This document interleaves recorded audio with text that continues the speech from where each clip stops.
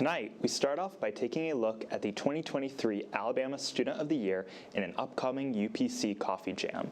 Then, we will also take a look back on an ISO Peace Dinner. We'll also take a look nationally by updating you on the Republican presidential debates and agreements met at the recent SAG-AFTRA strikes. Finally, you'll get today's Take a Look at This and Auburn's Fun Fact of the Week. All of that and more is coming up next on Eagle Eye's Thursday News at 6.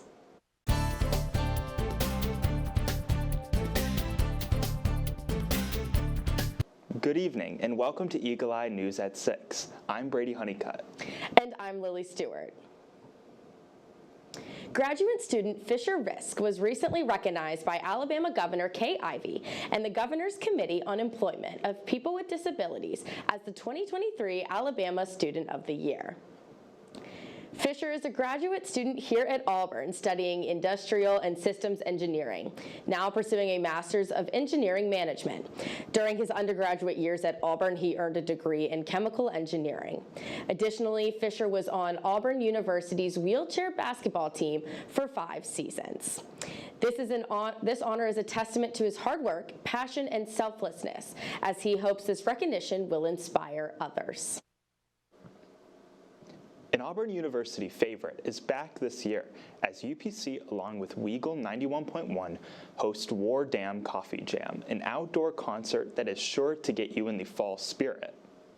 This event will be Wednesday, November 15th from 7 p.m. to 10 p.m. right here on Sanford Lawn. UPC describes this event as an unforgettable night of live music where they will offer coffee, hot chocolate, donuts, and t-shirts while supplies last. War Dam Coffee Jam is just one of the several ways the University Program Council aims to create an all-inclusive environment where every Auburn student is welcome and can get involved. Again, this UPC event will be on Wednesday, November 15th. The International Student Organization hosted its annual Peace Dinner at the Student Activity Center. This dinner, students were able to engage with others as they enjoyed delicious cuisines from several different countries while promoting understanding of cultural diversity. Joe Champagne tells us more. The International Student Organization hosted a peace dinner this past Thursday to allow every participating organization to prepare and offer their best traditional food item. Over 15 countries were represented and over 1,000 people were in attendance. President of the International Student Organization, Hannah Hong, spoke with Eagle Eye and stated that her and her team have prepared for this event since the summer, and this event allows for a multicultural collaboration and just simply brings people together for over food. This 2-hour event in the Student Activity Center included speakers talking about the dish that they created and its significance with their country. The International Student Organization's mission is to improve multinational understanding and promote relationships between people of different cultures, and this event truly encapsulates just that. Stay up to date on AU Involved so you don't miss events like these in the future. Reporting from the Student Activity Center, I'm Joe Champagne. When we come back, we'll inform you of updates in the GOP election debates and a group of pandas saying goodbye to the Smithsonian. You're watching Eagle Eye TV, Auburn News Leader.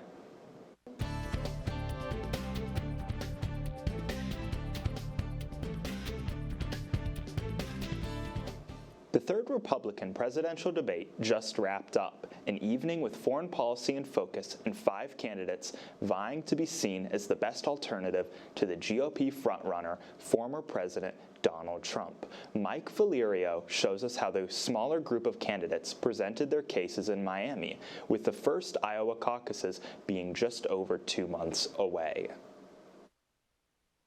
Among the 5 Republican presidential candidates on stage, the question of who's the strongest alternative to former President Donald Trump was pressing for both former South Carolina Governor Nikki Haley and Florida Governor Ron DeSantis. You're trying to make up for it and act like you weren't a liberal when it comes to the environment. You were. You always have been. Just own it. She welcomed them into South Carolina, gave them land near a military base, wrote the Chinese ambassador a love letter saying what a great friend they were. Joining them on the Miami debate stage, former former New Jersey Governor Chris Christie, entrepreneur Vivek Ramaswamy, and South Carolina Senator Tim Scott. A major theme, foreign policy, with America's role in focus as war rages between Israel and Hamas. I would be telling Bibi, finish the job once and for all. They have to, 1, eliminate Hamas, 2, support Israel with whatever they need whenever they need it, and 3, make sure we bring our hostages home. The candidates also took stock of Tuesday's election results, including key victories for Democrats in Virginia and Kentucky, as voters in red state Ohio approved a constitutional amendment to protect abortion rights. We need a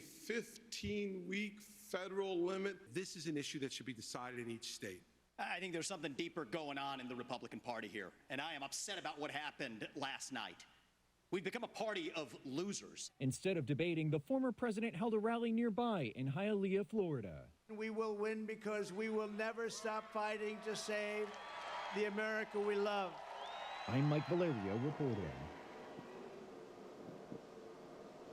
Lights, camera, and action appear to be coming back to Tinseltown. A tentative deal is reached between actors in major film and television studios, ending the strike that clobbered the entertainment industry. John Lornick reports.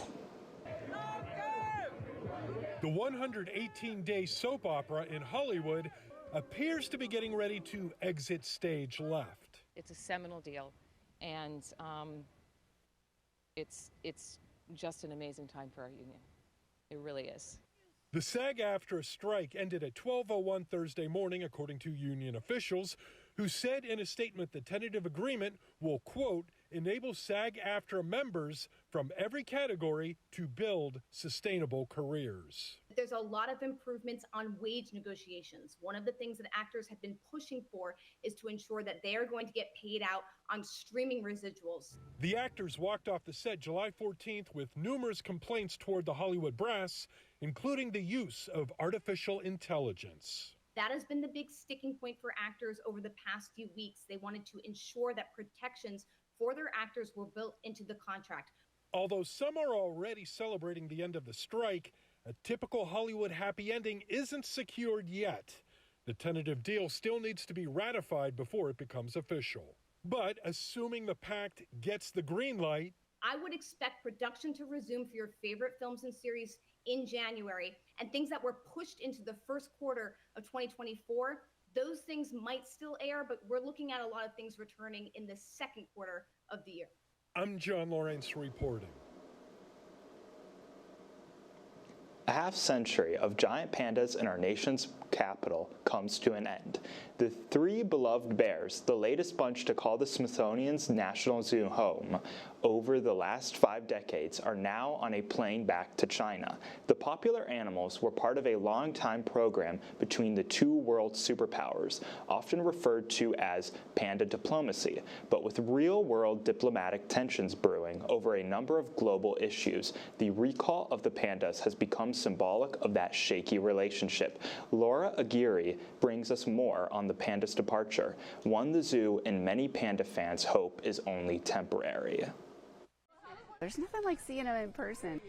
But now, the tumbling, crowd-pleasing, bamboo-eating giant pandas at the National Zoo will be seen no more. In recent weeks, visitors have been flocking to D.C. to say goodbye. Thought it was a good thing to take them out of school for. You get just so attached to them and so invested in them, but I'm sure they're going to have a good life overseas.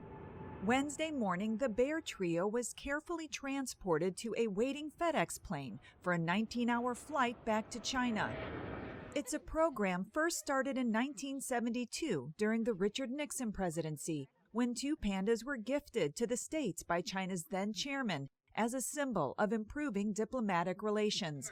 But in recent years, friction points have escalated over issues like human rights, trade, Chinese spy balloons over the U.S., and Beijing's tightening embrace with Moscow. Moscow Zoo received a new pair of pandas from China in 2019, with both leaders side by side for the bear's public debut. Now only 4 Chinese pandas remain in the U.S. at the Atlanta Zoo. Their contract expires next year, and no word from China on any extension, which could bring what's been known as panda diplomacy to an end. The National Zoo is calling Wednesday's departure a hiatus. And Panda fans are hopeful their beloved bears will one day come back. Hopefully we get new ones, a new family to fall in love with too. I'm Laura Aguirre reporting. When we come back, we'll give you today's Take a Look at This, your Auburn Fun Fact of the Week, and more. You're watching Eagle Eye TV, Auburn's news leader.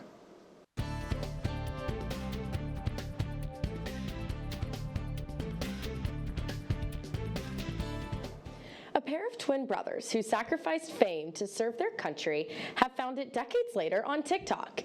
Jeremy Roth has today's Take a Look at This. Take a look at a TikTokin' twosome who are proving when it comes to going viral, age ain't nothing but a number. Meet the Hainline twins, a pair of 76-year-old North Carolina brothers who have found viral fame on TikTok dancing, acting, and pretty much just hamming it up. Decades ago, Wayne and Dwayne had showbiz dreams that were put on hold when Uncle Sam called their number, drafting them to serve during Vietnam. But now, years later, with some prompting from family members, they finally found fame together on TikTok, amassing a following nearly 2 million strong, putting on goofy and good-hearted shows that focus on veterans, faith, and good causes. This TikTok platform is helping us reach all these people, and all over the world. We're going to continue as long as we can and fulfill people's lives as well as ours. In a high-tech concept destined for stardom, scientists in Japan may soon be launching a wooden satellite into space. Kyoto University researchers have been working on the magnolia-based design for years, finding that wood is surprisingly resilient to the harsh space environment. Now, in hopes of reducing the impact of metal on the Earth's atmosphere, NASA and Japanese officials have planned to launch a polished prototype sometime next year.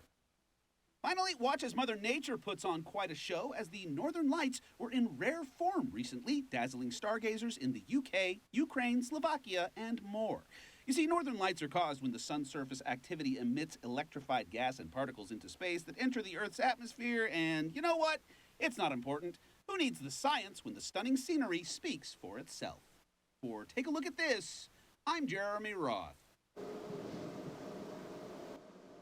Samford Hall is one of the most famous landmarks of Auburn. Not only is it beautiful on the outside, but it has special qualities on the inside as well. Rebuilt in 1888 and named after William James Samford, perhaps one of the most important parts of Samford is its clock tower. The clock face itself uses 4 eyes for its Roman numerals rather than IV. Auburn alumnus and Apple CEO Tim Cook designs all Apple products to mimic the Samford clock face. A common misconception is that Samford has a basketball court in its attic, which is not that far from the truth. The first gymnasium at Auburn was built in its attic for students to use when there were classes in its building. Maybe next time you're picnicking on Samford lawn, you'll remember to share these fun facts with your friends. We're out of time, but for Auburn news, head over to our website, eagleeyeauburn.com, and check out our social media pages. I'm Lily Stewart. And I'm Brady Huneycutt.